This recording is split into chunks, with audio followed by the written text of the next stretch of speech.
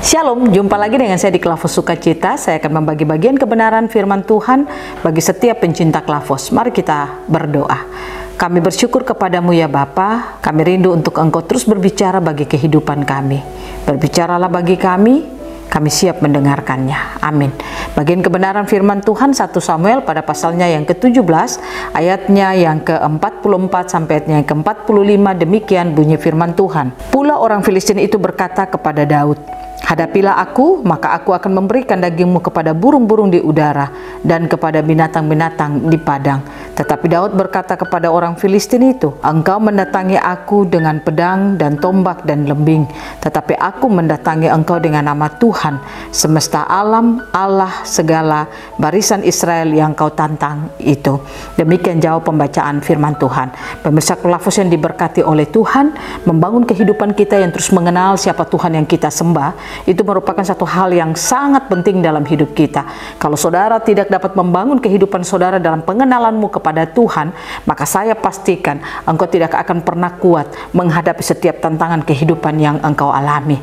Karena ketika kita membangun kehidupan kita dengan Tuhan, maka kita akan menyadari apa yang Tuhan sudah kerjakan dalam hidup kita, apa yang Dia sudah berikan bagi kita, dan apa yang Dia mau kita lakukan dalam perjalanan hidup kita. Itu yang membuat perjalanan kehidupan kekristenan kita tidak akan menjadi lemah, tetapi perjalanan kehidupan kekristenan kita akan semakin menjadi kuat.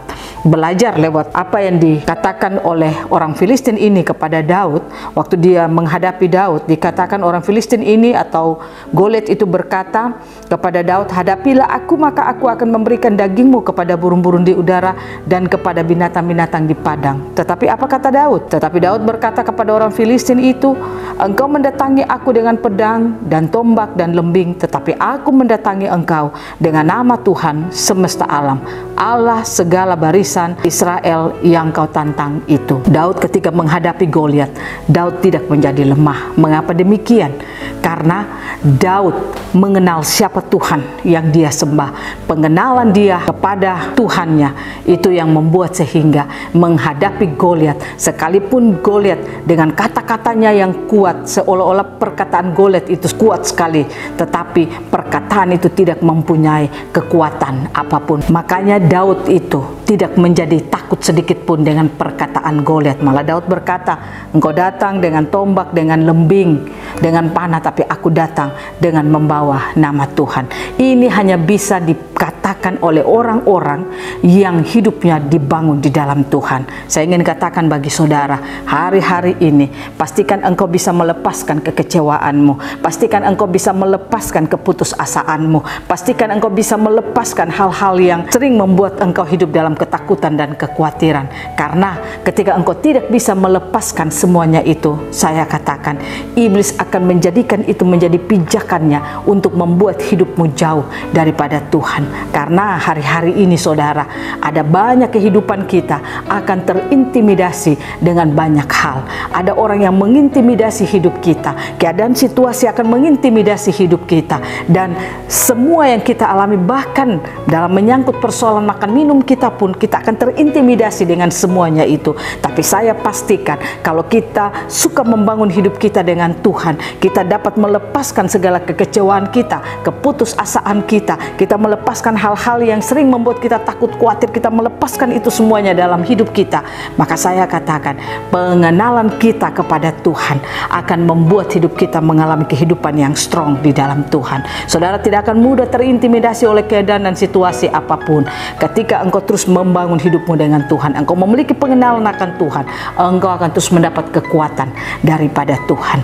Nah, oleh karena itu apa yang harus saudara lakukan di dalam perjalanan hidup saudara? Yang pertama, pastikan engkau menemukan rumah Tuhan. Ketika engkau menemukan rumah Tuhan, maka di rumah Tuhan itulah hidupmu akan dibangun dan didewasakan di dalam Tuhan. Dan yang kedua, pastikan engkau menemukan channel anugerah dalam hidupmu. Siapakah channel anugerah saudara? Channel anugerah itu akan membawa kita untuk menerima anugerah-anugerah yang dari Tuhan yang diberikan bagi hidup kita. Sehingga ketika kita menemukan channel anugerah yang memberikan anugerah Tuhan bagi hidup saudara dan saya, maka pasti kita akan memiliki pengenalan akan Tuhan. Dan yang ketiga, marilah saudara dan saya belajar untuk terus mau berjalan dalam kebenaran firman Tuhan.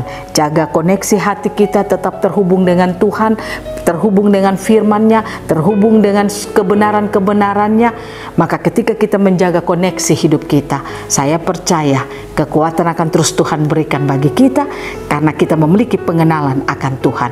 Pengenalan akan Tuhan itulah yang membuat kita menghadapi situasi dan keadaan, kita bisa berkata seperti Daud, engkau datang dengan lembing, dengan panah, dengan tombak, tapi aku datang dengan membawa nama Tuhan. Pastikan Kristus termanifestasi melalui hidup saudara dan saya. Apa yang kita dengar lewat firman Tuhan, apa yang kita percayai, itu akan termanifestasi melalui seluruh kehidupan kita. Tuhan Yesus memberkati kita, firman-Nya jadi berkat bagi kita semua. Amin. Mari kita berdoa. Terima kasih Bapa, kami boleh mendengarkan firman-Mu. Ajarilah kami untuk terus kami membangun kehidupan kami mengenal Engkau, sehingga kami dapat merepresentasikan Engkau melalui kehidupan kami. Roh Kudus tolong kami agar kami melakukan firman Tuhan dalam hidup kami. Amin.